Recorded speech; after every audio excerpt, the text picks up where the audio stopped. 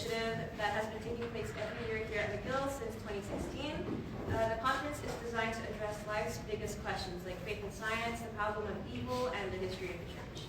As we proceed, we want to invite you to fill out the response cards that you were handed as you were coming in. And on your way out, you can hand the form to one of our volunteers. It's basically for the questions and thoughts, and if you're interested in learning more.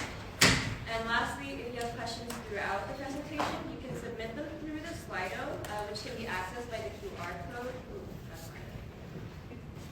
Where is it? Oh, it's going to be over there by the food, on this table, next to the juice boxes. And you can also ask questions during the presentation, but Father Joachim will tell you more about that. Now, without further ado, I'd like to introduce our speaker. This evening we have the privilege of hearing from Father Joachim Ostermann, who will be discussing the Franciscan view of nature and the natural being. Father Joachim has a doctorate in biochemistry from the University of Munich, and these days most of his writing focuses on the intersection of faith and science. After a career in academia and biotechnology in the US and Canada, he made a significant life change. In 2008, he became a Franciscan friar, and he was ordained a priest in 2014. In his scientific career, he specialized in the mechanisms of intracellular protein transport and the use of proteomics to understand disease processes. Today, his research interests have shifted to exploring the connections between modern science, the Christian faith, and the Franciscan view of nature. He currently serves in Montreal, where his ministry focuses on outreach on young adults and everyone else seeking to understand their faith in our increasingly scientific and technological culture. Please join me in welcoming Father.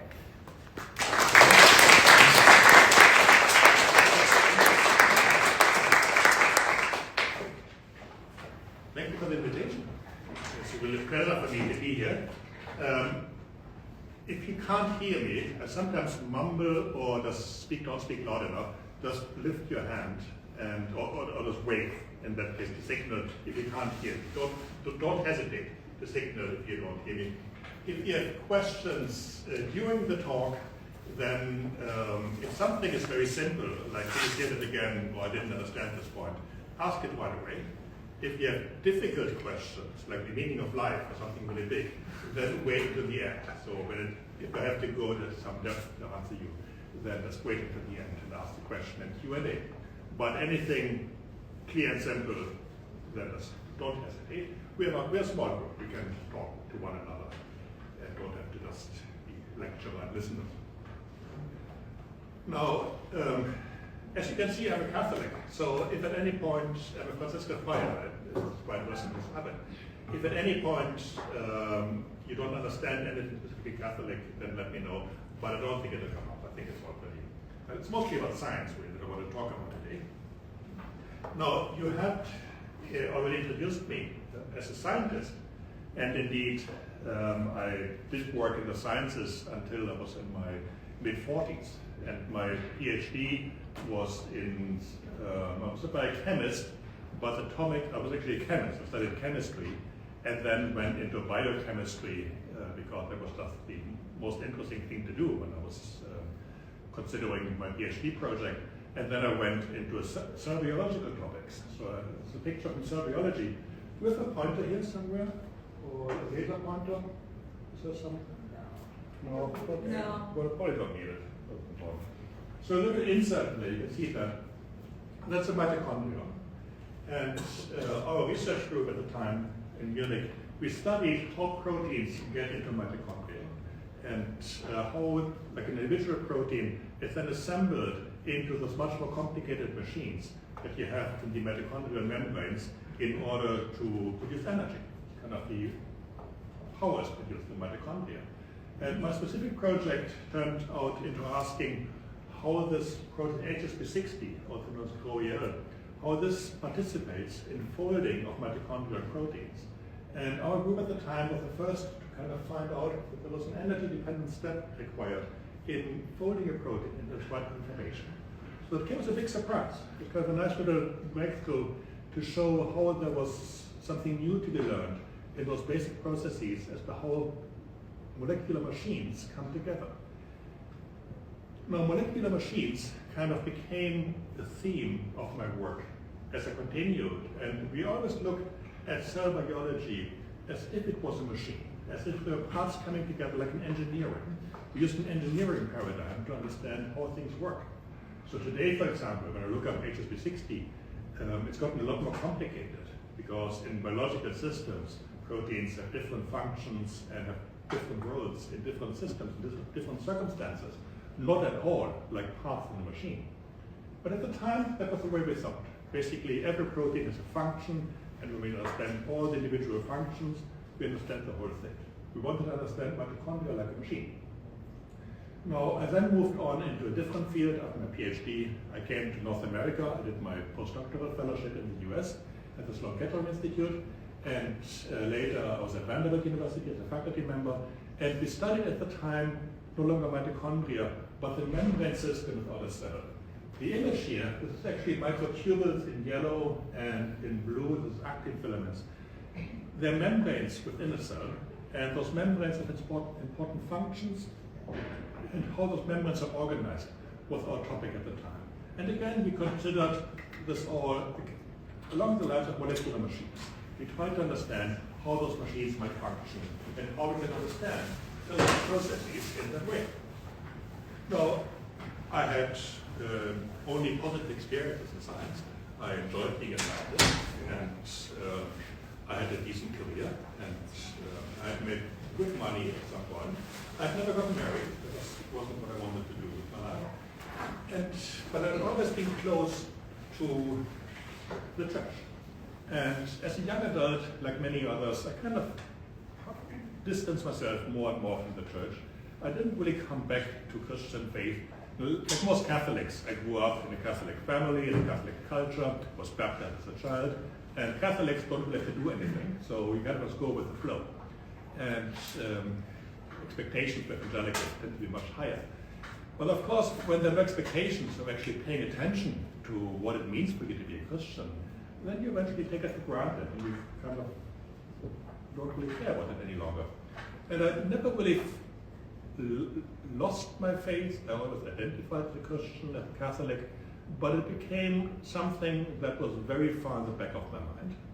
And only later in life, so in my 30s, especially when I lived at Vanderbilt University in Nashville, Tennessee, the buckle of the Bible Belt, at that time, I was more in touch with my own Christian faith and became more active. It also helped that in Nashville, 95% or 90% of the population were evangelical Christians and 5% were Catholics. So I really felt like a minority faith, which kind of helped me to understand what it meant to be a Catholic. We usually cooperate with the Jewish community more often because we were small. But of course, I also learned to appreciate what evangelicals do and how important it is to go out into the world. The Franciscan order that I now belong to kind of was the first truly evangelical movement in the church in the 13th century, many years ago, and to encourage individual men, also women, as a lay part of our order, to go into the world and preach the gospel and to share the Christian faith. But this picture is taken from the place where, when it was in the early 40s, I kind of decided to continue my life in a different direction.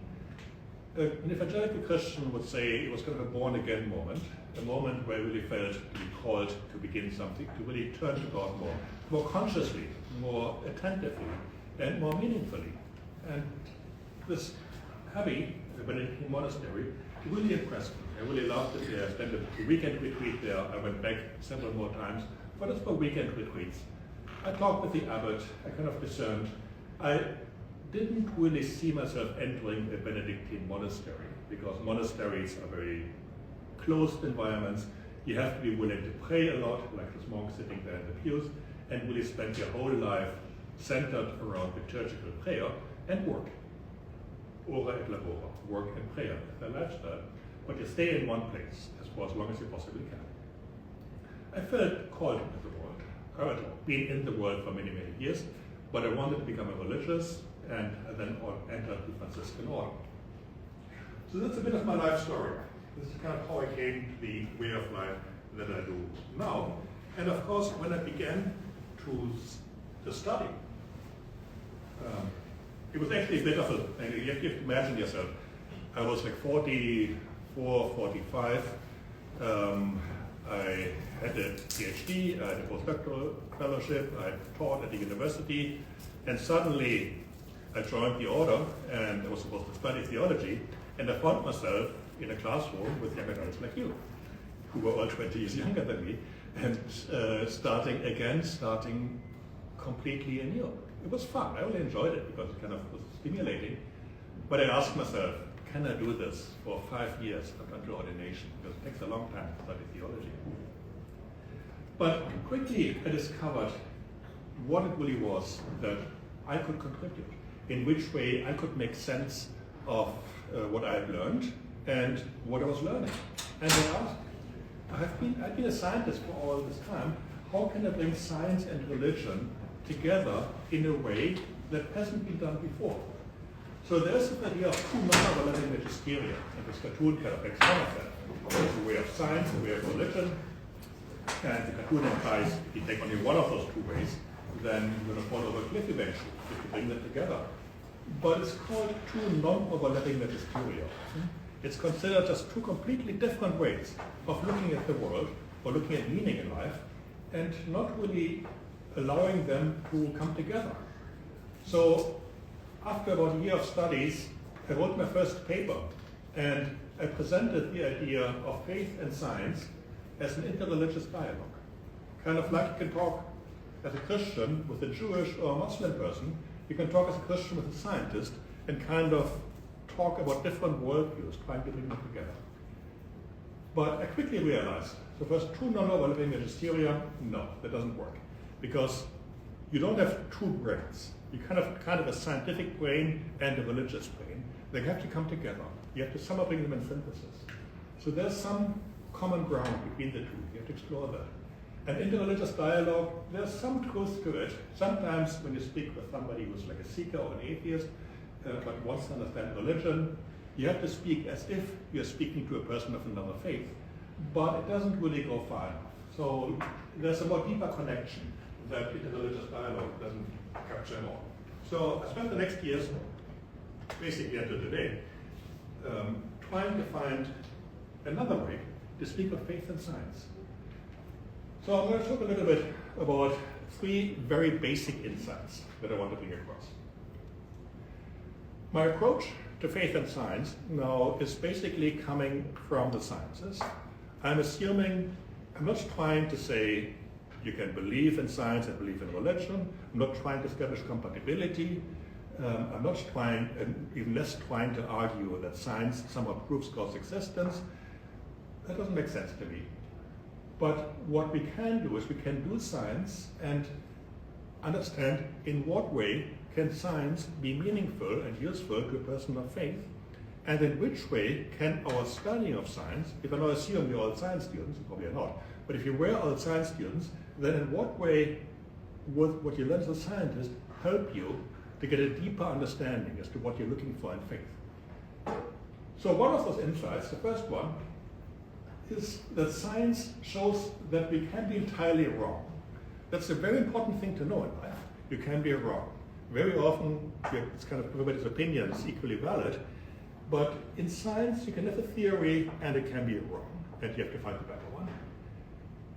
But it's not simply that you can only be wrong, you can also not be right, but you can draw closer to truth. As a scientist, you'll often find that you are coming closer and closer to understanding, even though you never quite capture it. There's like an approximation to ever better theories in basic physics, but also in biology, when you have a model, you try to understand how something functions. You kind of get the basic outline right, but then you notice little details which are not quite correct. You're kind of slowly going closer to truth. For me as a scientist in my studies, that was wonderful. I really enjoyed that, being in the lab. Like the first time I discovered with the mitochondria that it would actually take away ATP and the protein wouldn't fold, and then add back ATP and the protein folded, it was beautiful.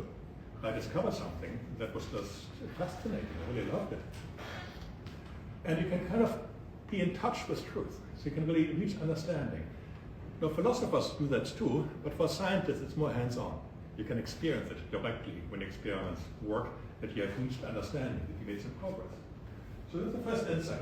Science shows you that you can be wrong, but it also shows you that you can go closer to truth. Now, much of what I do now is philosophy. I've long since stopped being a scientist, and I have interest in theology, but the real work that I do is philosophy. If people ask me, what do you do? I usually now say I'm a philosopher. And philosophers like to ask the question, what is? And if anything that is nothing but in some sense. So this is actually one of my oldest slides. So the groundhog there, I found this on a website many years ago. I used it in almost every talk I've given ever since. And the groundhog is very clearly there. And I just like this animal. It looks a bit competitive, ready to fight for its survival. And it fights against any reductionism that says it's only cells, or only molecules, or only elementary particles. Reductionism basically means it is nothing but elementary particles. There's nothing special to the groundhog. But then it also goes upwards.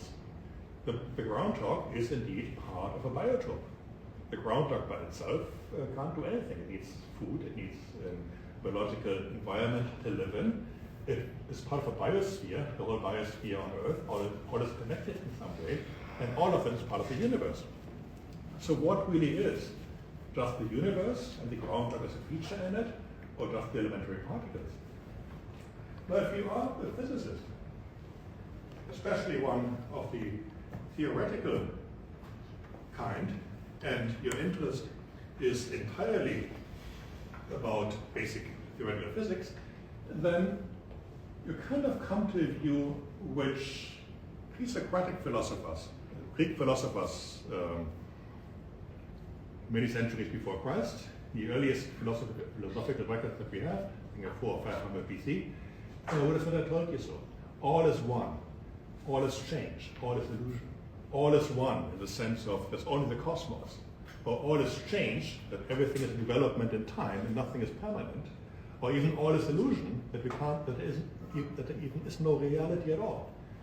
Now, it comes from the basic insights that we have for a century now that Albert Einstein gave us.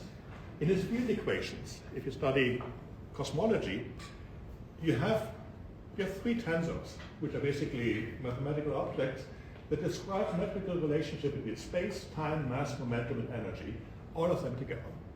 There's one formula that you can write down, I didn't put it on the slide. There's one formula, the Einstein field equations, which is supposed to describe the whole cosmos across all time, from beginning to end. Now, the actual mathematics, there's some iffiness in it. We can't do it as precisely as we would want. You can question it. But you cannot question the basic truth of what we have in the theory of relativity, which describes beautifully what we observe in the night sky. Now, the physics is actually quite beautiful and quite impressive. The hard time for the philosopher or the person of faith in making sense of this physical observation, that we can describe the whole cosmos across all space, all mass, energy, momentum distribution in one description, is that we truly lose the understanding of time. You may have seen books on bookshelves. There's one very popular now being sold even in airport stores, which say like time is an illusion, which tell you that there is no time, that time is only something that appears to us, but it's no reality. The reason for that is that the theory of time that best explains how the cosmos works in cosmology is called a B theory of time, which means that the past, present, and future are equally real. That it only appears to us as the present, but there really is the past, present, and future is just as real as everything else. That sounds too weird to be true. And indeed, it's not true. But hold on for a moment. It certainly is true that the B theory of time explains what we find in cosmology. It also explains what we find in measurements of time on different clocks traveling on different pathways. An example that I calculated with the help of a good friend who is an expert in this field, is if you hold two clocks and imagine them to be perfect clocks, and you throw one clock in the air as high as you can, and you catch it, and then you compare them. The one that flew up and came down, and the one you held in your hand.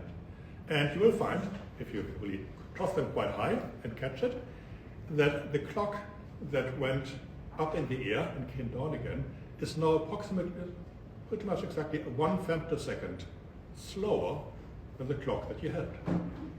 You can get larger numbers when you send like a clock on an airplane or on a satellite, then you can get like real second differences.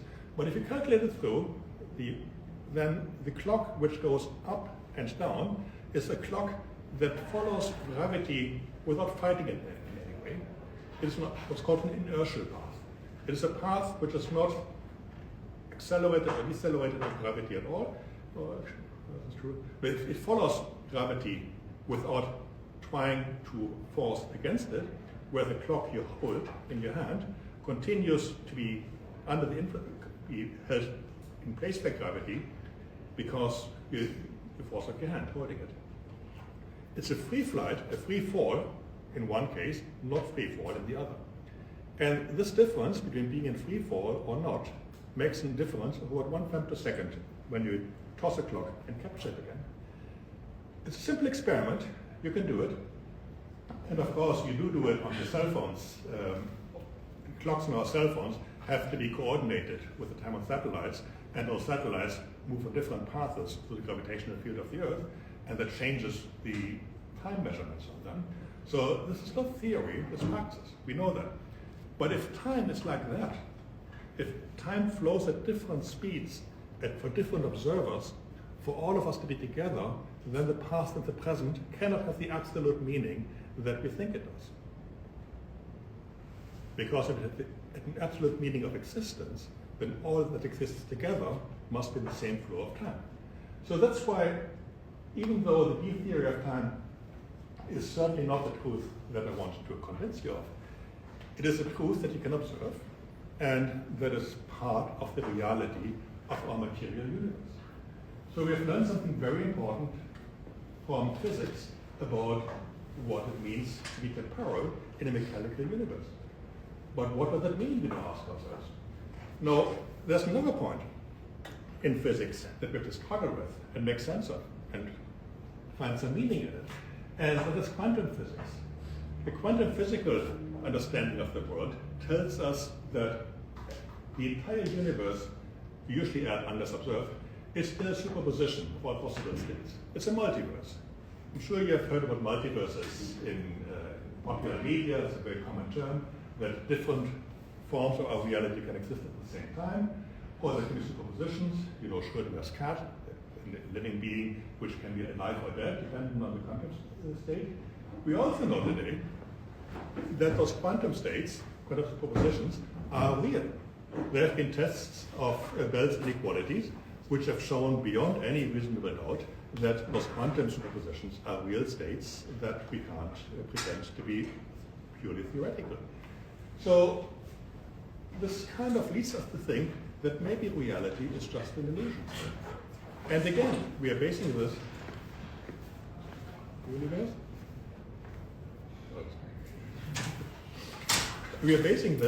on clear, reliable observations. We can't just say that this means nothing. We have to find an explanation for it. So, what do we do? That's my second point. Up to now, I spoke as if physics were everything. I told you that there are quantum superpositions which say that reality can be in very different states, almost like an illusion. I've told you what B time is. It's a model of time where the past, present, and future are equal. But of course, the world that we know, that we're in, has life in it. We are not the world of the Big Bang in the very first moments of existence, where there was no life. We are in a cosmos where there are living beings. All of us. And the groundhog, which I put at the very beginning. There's life in the cosmos. And the very important thing I want you to remember is not to fall into the trap of believing that being alive is just like being dead, just more complicated. There's like when you talk to scientists who study the beginning of life, there's this idea that when things get more and more complex, eventually life emerges spontaneously as a phenomenon of complexity. But that's no explanation. That doesn't say anything. The question is, what is life itself? What does it mean to be alive? How do we know a living being from a non-living being? Even if you could not construct a living being out of atoms and molecules, you still wouldn't know what is life. To know what is life, you have to be alive. You have to be a living being yourself. And then you can experience this.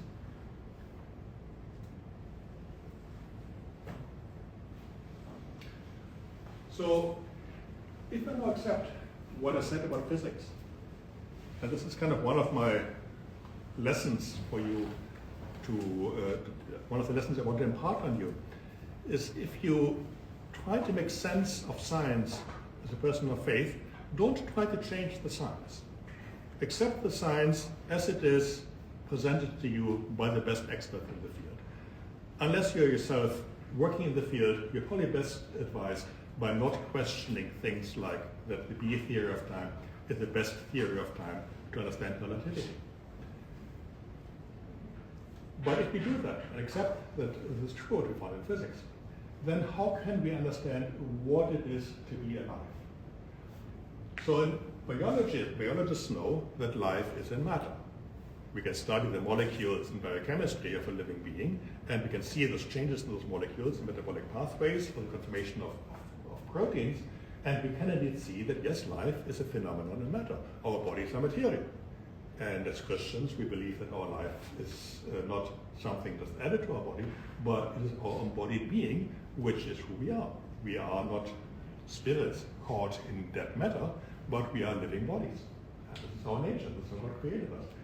So, but then what is life? And I propose that you think of life, and this is now my own work, my own interpretation of what I've learned, is that we accept that indeed the cosmos is spread out in all time, like B-time suggests, that there is indeed a material universe which is past, present, and future are equally real, understood as quickly as physical matter, but our own life is a movement in this cosmos. So it's not so much that time passes, but our existence is a movement in time. And the best analogy that I can give you is music traveling in air. It's not a perfect analogy. It's still too materialistic. But if you can see a melody traveling through air as a wave traveling through air, then you can see something moving through the static, the non-moving air, which has its own being. And in this way, a living being is not simply the same as the physical matter. The biggest mistake that is made when we try to understand our materialistic knowledge is to expect that our living being, our existence, is simply a material thing, like a stone. We are not. Life is its own way of being, and the being of a living being is best understood as a movement through time. So a time, which is the time that we know, the time of the present, where the moment now matters, and the past is gone, the future not yet, is our state of being. Strictly cosmological, strictly physical universe wouldn't have something like a passing of time, because there's no life that passes, that has a beginning and an end. It is with the beginning of life that there really is a flow of time as a perception of a being which moves in time.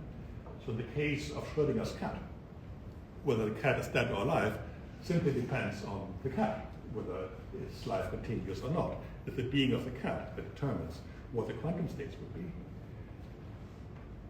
If you find this too hard to believe, then don't fall into the trap of believing that matter, which we know as our bodies first of all, is identical to physical matter. A physicist assumes it's identical, but a philosopher must question. Matter can be much more than simply than just what physicists describe. And when we study matter, starting with our own bodies and the bodies of other creatures that we observe, then as observable features, life in matter is just as real, just as irreducibly real as mass or what else have momentum and energy, the three principal things of relativity. And when something is irreducibly simple, like mass in physics, then once we have found it, there's no more to say about it. We simply have understood part of the reality. Part of our job as scientists is to simply do an inventory of what's out there that we see. And just as mass and energy are realities that we can see in the universe, and we understand once we see them, life is a reality in the universe that is not reducible to anything else. So of all the insights that I've ended up with, the most important one is to never forget that life is a way of being that is a reality that we have to understand on its own terms. Otherwise, you have a dead body and a spirit, a strict matter-spirit dualism. Life is the way we can comprehend them both. So we have to think about this now as philosophers. We have to think about this not as scientists, but as philosophers who seek to understand what we have learned from 20th century science and how we can move on from that. I'm going to give you an example. So people like to argue about evolution. Evolution is always something that comes up in science and faith discussions. And of course, we also want to talk about what is cool, what is good, and what has value. And somebody might argue that it's really just a result of evolution. That what we consider to be true, good, and valuable is just a result of evolution. We believe in, one could argue that we believe in God because it gives us an evolutionary advantage to believe in God, because we form communities, we are nice to one another, and that's goodness. Yeah? So assume that's true. But if you know, the philosopher would then argue that, well, if we do perceive that it is good to know about evolution, because it explains much that troubles us in nature, we also have to conclude that the perception that evolution is true is itself an evolutionary adaptation. If what we believe is true follows what evolution makes us believe to be true, then believing in evolution is just an evolutionary adaptation. It's very circular. It's the oldest argument in the book, which leads to radical doubt. There's no possibility of knowing anything to be true, because it's all to be evolution. But then it cannot be true either. So that's why the idea that evolution explains anything that is true is simply a circular reasoning. But do it the other way around. Assume that evolution helps us to understand how we respond to truth and values. Then it makes more sense. We do perceive that it is good to know about evolution, as it explains so much we want to understand in nature, but then this perception is at least in part shaped as an evolutionary adaptation. When we accept that, then we reach a critical attitude towards knowledge. But if we choose if we have trust in our power to understand, then we can move forward and critically evaluate what we know and improve our understanding. So this is not philosopher talking. This is basically how you understand arguments, how you pull them apart, and how you avoid making conclusions which are just nonsensical, such as reducing truth to something that we can observe in evolution.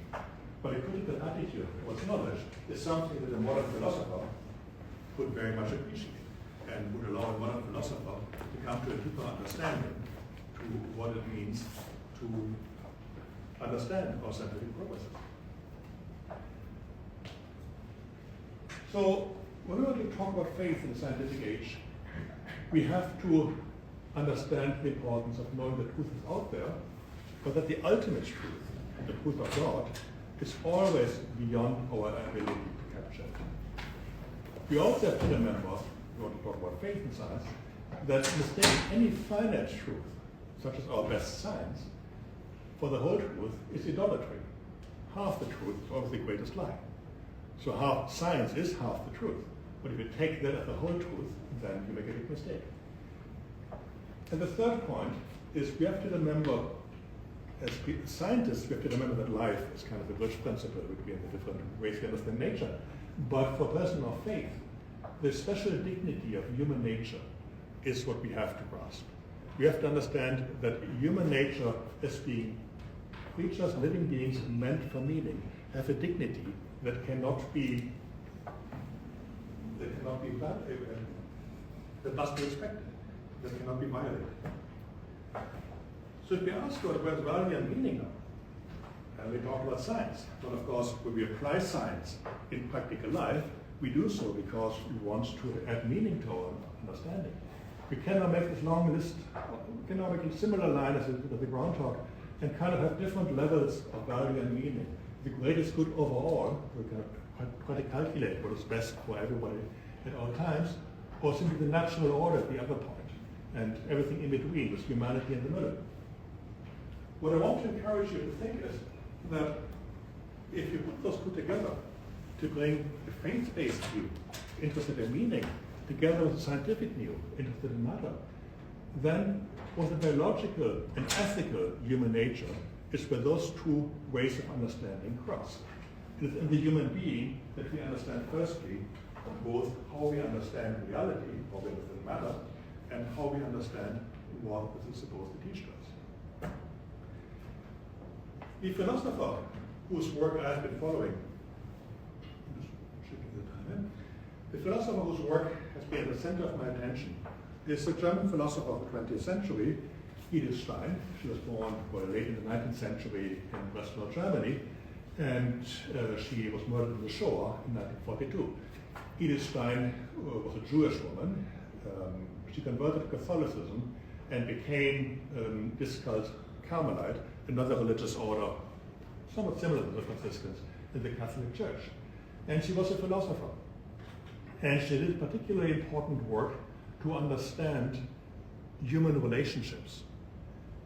And what I'm doing in my own work is now taking her work in how to understand human relationships and to take that into understanding of the physical universe and the biological universe, how we can understand, based on her philosophy, how living being and material being relate to one another. It's a bit of a tragic story, her life. The murder in the Shoah tells you that why. But also, as a woman, she never got a full job as a professor. So as a woman in Germany at that time, becoming a professor was not a possibility for her. She was respected amongst her friends and colleagues, but she was not well known. So her most important work, Finding the Eternal Being, was only published after the war when she was already been murdered. And the English translation of this work has only been published last year, very recently. So her work is only now being discovered. But she is the person who kind of guides me on my philosophical journey. So how can we now bring meaning and science together? How can we draw meaning out of science? The first person to kind of argue that science is reducible to mathematics was Galileo Galilei, who already wrote in his lifetime that it's really a matter of mathematics that teaches us how to understand the universe. And at the other end of this historical development is Steven Weinberg, one of the physicists who kind of used relativity to understand the whole cosmos, and who concluded that it all seems pointless then. But of course, those are perspectives that would then only work because there is a neglect in the thought of what it really means to be alive, what it means to be a human living being. So meaning, if you ask how meaning and science come together, we can now start with meaning. It's a topic of our human ways of interpreting and speaking. And it is not just stated, it's not just an opinion, but when we study meaning, if you are like a humanities scholar, you study English literature, if you study poetry, then you find layers of understanding that individuals can have, or communities of individuals can have. Meaning in literature is not simply, it's not only subjective, but also intersubjective. There's a community subjective way of knowing. The we of communities develop different ways of understanding. It can become shared knowledge, the knowledge you learn in the humanities. When we now apply this type of approach to nature, we try a poetic way of understanding nature, a philosophical way of understanding nature, an experiential way of understanding nature, we find within this knowledge of nature something like a core, a peculiar type of knowledge that can be articulated in mathematics, the physical knowledge you learn in school. So physics, we find, is what is left of knowing nature when all that is personal meaning has been abstracted. But we also know there's life. And life is not just a personal human reality, it's objectively real as physics. It's not simply a matter of opinion whether something is alive or not alive. So studying life is really the way how we can relate physical matter to meaningful matter, and how we can understand nature's meaning. And this is now where I come to the end. The understanding of nature's meaning is what we truly seek when we want to be scientists. And of course, as Christians, our desire is to understand our own human nature, what is natural for us to be human. In what sense nature reveals to us something about our own human nature. So to understand material things, we mustn't make the mistake of starting with physical sciences. We can learn much from them, and I started with them because we can learn so much from them. But when we understand what they are and how they fit into a meaningful understanding of nature, then we realize physical sciences are an end point, not a starting point. If you try to understand life and start with molecules and atoms, we will never understand life. We may be understanding how life came first about. We may understand the beginning of evolution, but we cannot understand what it is to be a living being. To know what it is to be alive, we have to be alive ourselves and try to understand that. I will close with a few examples, and it's a very important, but it's a very controversial discussion nowadays, distinction, male, female, sex, gender. A lot of people get very upset when this is being discussed because they do not want to be reduced to simply the biological identity. There's a sense that we are more than our biological identity, and that is quite correct. We can distinguish the biological, which is the objective physical part of our being, and the social type, and we can understand them together. And both understanding a human being by reduction to biology or understanding a human being by denying biology are equally problematic. The reason why questions like we discussed here so far are important is that we have to bring together the very different ways of the strict, impersonal objectivity of science with the highly personal way of seeking meaning, understanding meaning, and sharing meaning with others in our lives. So the interaction of how physical sciences and human sciences, meaning-seeking sciences, is really what we need to understand to truly find a place for faith and science. We also have to ask ourselves, what is the meaning of disharmony and dysfunction? We often spend too little time to understand why is it that our bodies are not perfect, that we all have illnesses, that we all have special needs, special defects, or special gifts. For an evolutionary biologist, those different functions are merely a reservoir for change in a changing environment. You have to have many different versions of genes, some more functional, some less functional, in order to be adaptable to evolution. But what is the meaning of that? How do you make sense of it? The simplest response is that we see how these different skills we have or defects we have contribute to our relationship in society to one another, and how we can be more caring towards one another in understanding what our powers are to care for somebody or what our needs are to be cared for somebody. So this way our understanding of scientific knowledge becomes meaningful. It tells us something about what it means to be human and how to properly live our human nature. The goal has to be to understand our own human nature as not merely a constraint in the sense of something that holds us back, but understand our human nature to transcend it. Not to transcend it in some kind of transhumanist way, become more than human, but to understand what is the meaning of our own human nature, how we're meant to live, and how we're supposed to act in the world. This now, of course, the final slide takes us into the question of religion. I've talked about science, I've talked about a very abstract physical cosmos in which there's not even time any longer in the way that we know it.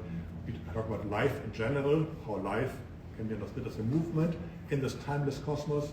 I've talked about the specifically human nature of seeking meaning and trying to now understand our own human nature as physical, biological beings, and how we seek meaning in our lives and how we seek the deepest meaning of our lives.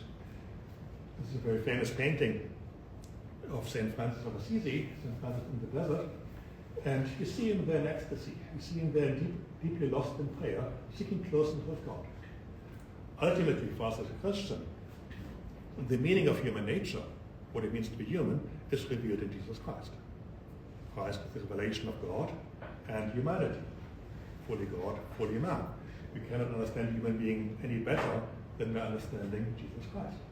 We cannot fulfill our human nature any better than by seeking closeness with Christ, closeness with God, as in this picture. But then all of those paths, and I put in the little upper right-hand corner, a little magnified part of the image under Francis's arm. You can see the little rabbit looking out of the hole. So I very much identify with this little rabbit on my search. We kind of curiously observe things. We don't capture exactly what Francis experiences in this moment. We can't quite get it. But we can, as little living creatures in the world, understand all our knowledge, recognize its power, but then remember again our smallness, how little we capture all of it, but then to apply it properly, to live truly meaningfully, to not let science distract us, to say we're just some irrelevant little thing in the cosmos, but to now recognize how science needs us to make sense of it, and then to return this gift of understanding, and I'm speaking as a preacher, return it to God, living like Christ, and living as a Christian people. But we can do this without at any point denying what God has given us in the gift of being able to understand nature by scientific means. So that's really my bottom line. I will close with that. Science is a beautiful gift, and we are meant to understand it, not to make a mess of it, not to try to shape it into our religious expectations. But when we truly understand it, then we see how it leads us to understanding human life, our own being, and how this opens our eyes to faith. Thank you.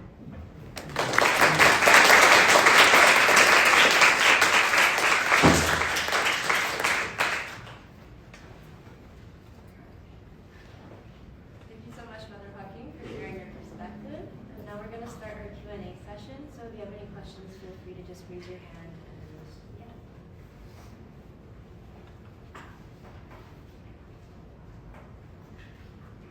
I got a question that's maybe not so technical, but maybe more personal. How does, what you were talking about, finding meaning, the meaning of life, I suppose, how does that relate to you being Christian? Is there a connection between those specifically, or just then, if or if not, why are you Christian? Well, to be very honest,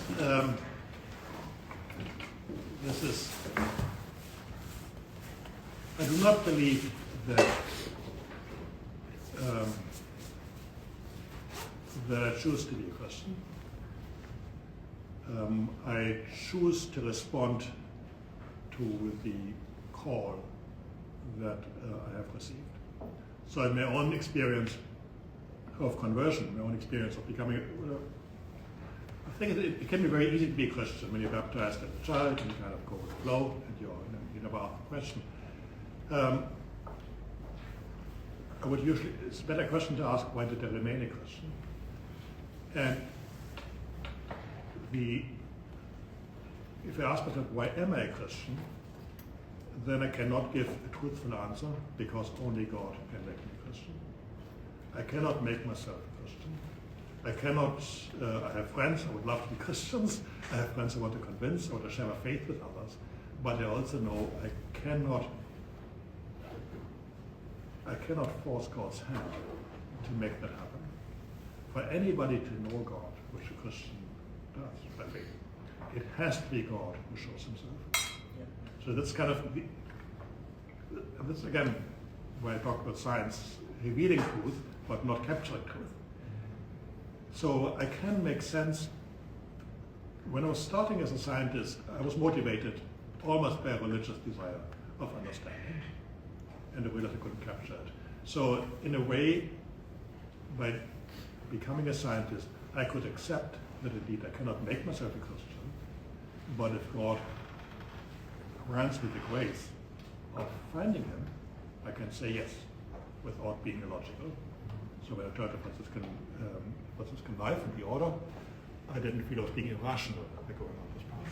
So science kind of helps me in being a Christian by understanding how the rationality of science really isn't so very different from the rationality of accepting faith. So why I'm a Christian? Of course, the first answer is because God called me, but the second answer is also because I responded, and I responded because my mind was prepared. It actually made sense. It wasn't simply an irrational choice. It was a reasoned acceptance of what faith made possible. But always important to keep those two in balance. It's never reason alone. So we cannot not reason ourselves up to faith. And why do I stay a Christian? Where else can we go? I can't quote it exactly, but the question was already asked to the apostles. There's nothing else out there. And again, with science, the more you understand, the more you realize what is true is not a matter of choice. There might be good arguments to be made. When I was in Israel not long ago, there was much to be liked in the Jewish faith.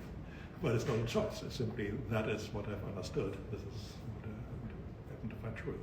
So this is kind of the relation between faith and science. It's mostly that science can prepare my mind for making the decisions that we have to make to become Christians and to remain Christians.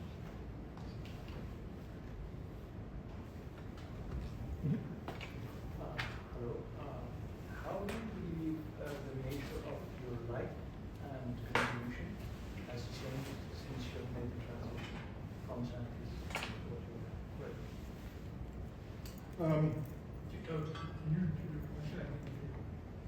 How do you believe the nature of your life and your contribution to the society has changed since you've made the transition?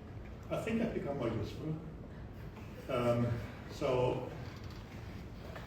people often think the opposite.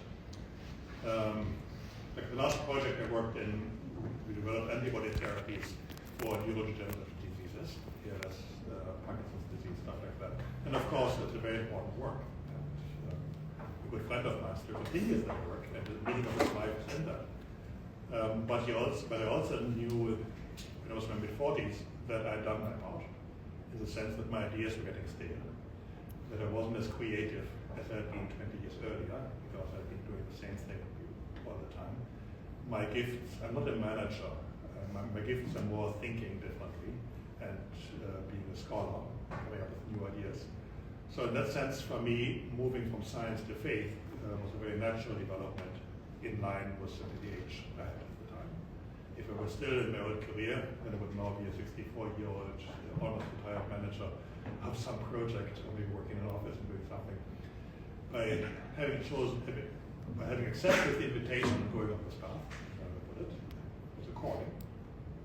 I think my life has become more meaningful, more useful by being able to bridge those two very different ways of looking at life that I presented you. The abstract physical way and the meaningful way of religious life, Christian life. So I think we play an important role.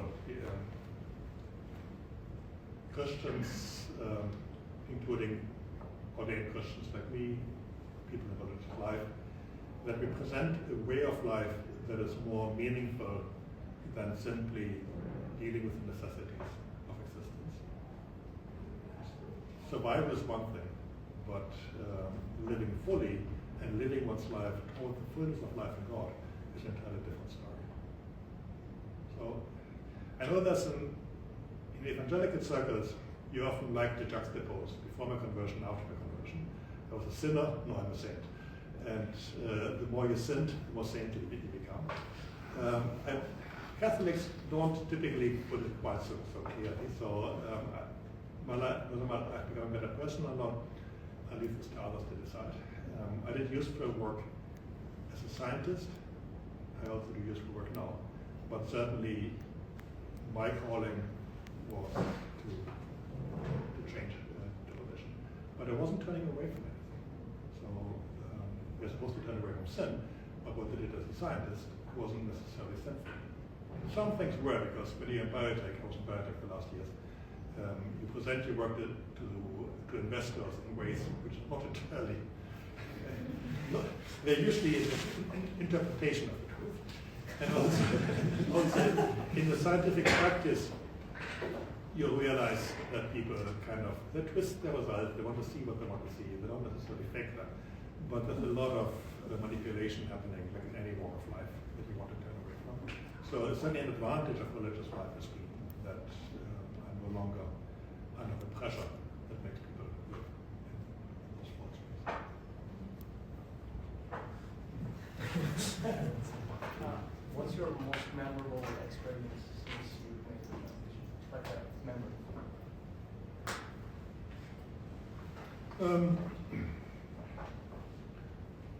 I think baptizing the first child.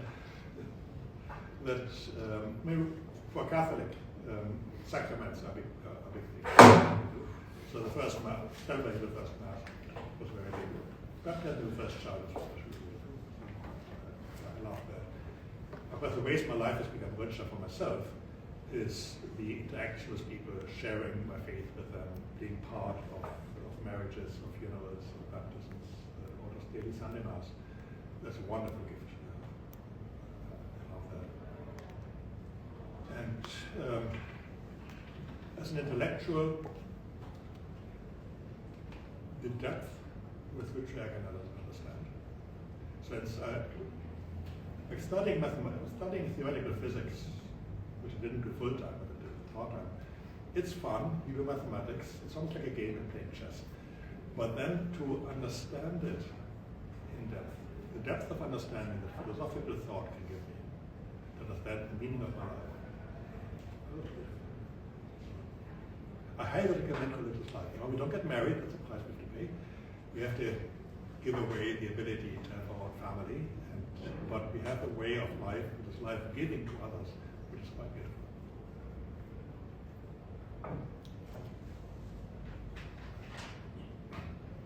So unfortunately, we're out of time for this evening. I talked too long. But if you have any further questions, please feel free to come up to Father Joachim afterwards. So yeah, thank you again, Father Joachim, for your insights, and I encourage you to check out our schedule for the remaining talks throughout the week. We have 2 events tomorrow. In the afternoon, Dr. Brian Butcher will be addressing the question, are Christians on the right side of history? And in the evening, Father Luc Poirier will be discussing the question, is Christianity outdated? So you don't want to miss that. Follow us on our Instagram at McGill for more details. And yeah, thank you so much for coming.